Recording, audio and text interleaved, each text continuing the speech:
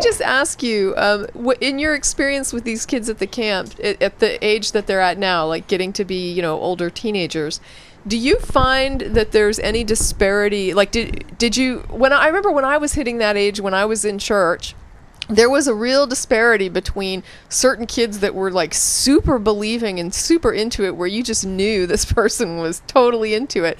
And then there'd be other people that you just knew that as soon as they got out of there, they were going to go roll a joint. Is the camp mainly just like crazy people who believe it and they're just all out for it? Or would they just be faking it so you couldn't tell? Or do you get an impression that the kids ever get real, like afterwards or late at night or something, when it's just the kids? Do you ever get a feel for who's... Well, I don't know. I didn't share this last time because I thought it might be kind of inappropriate, but it's something that is, I think, a perfect answer to that question.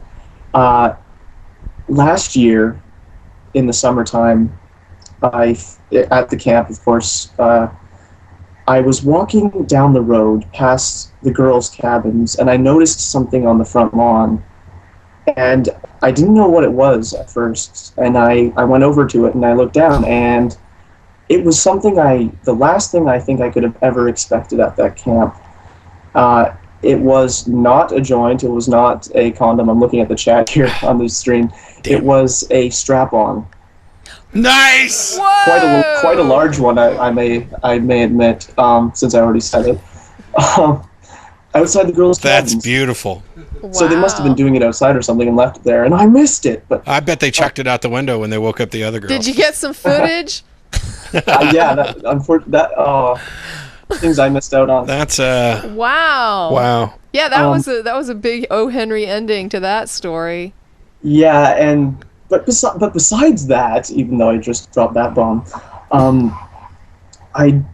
for the most part, the impression I got from people this year, there are some who sit at the back and they don't get as involved as other kids, but they're still pretty straight edge, I guess. Okay. I haven't found anything at all that could compare to last year. I'm going to answer the same question as well, because I'm still friends with some of the people that I was in a church youth group with. Some of them don't want to have anything to do with me anymore, and that's understandable, and that's their prerogative, and I don't hold anything against them. But I was friends with quite a lot of them, and I can say for sure that at youth events, whether it was camp or something else or any kind of revival, you'd work everybody up, and everybody would participate because they're still part of that same youth group, and you'd have people crying and hugging, and people who didn't get along would hug and do the thing, and everybody would get around, and it would be a big Jesus love. And then even by that night, when people went back to their cabins or whatever, everybody already knew by and large what was going to happen. And you and your best friend would be talking about, did you see so and so praising and worshiping? I really hope this time it sticks, but it never really has, because she's been out doing the hoogie watts. She's been using that strap on type thing. But you knew who was going to go out and be exactly what they were before, by and large, over and over again. And I don't think any of it's been any kind of indicator for success or rationality or even religiosity in future life. It's kind of the reason I think that camps like this and particularly the indoctrination of children is so dangerous is because some kids you're not going to change. Some kids are going to find their way free no matter what, and some kids are going to probably be batshit crazy no matter what. Yeah. But the ones in the middle, the ones that could go either way, that's where I think we're doing a huge disservice. And as long as that's the case, I have to be opposed to stuff like this, even though I participated. Yeah, for the most part, I found that I do have some close friends there from the camp, because we always were in our little group every year.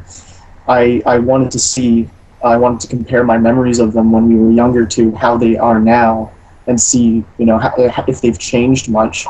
Well, they are more mature and everything, except for some instances. I usually don't use swearing or anything typically, unless I'm on the internet or not in public or polite conversation. But still, sometimes something will slip out. But I noticed at the camp, they had a little thing going where if ever any one of them swore, they'd get punched in the arm by the other kid.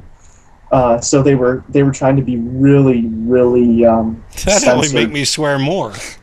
What the hell are you doing hitting me? I had some bruises on my arm afterwards, but they also I actually talked a little bit to one of my friends about secular music. He told me about how the church he goes to back home was always ranting about, you should never listen to secular music because, garbage in, garbage out.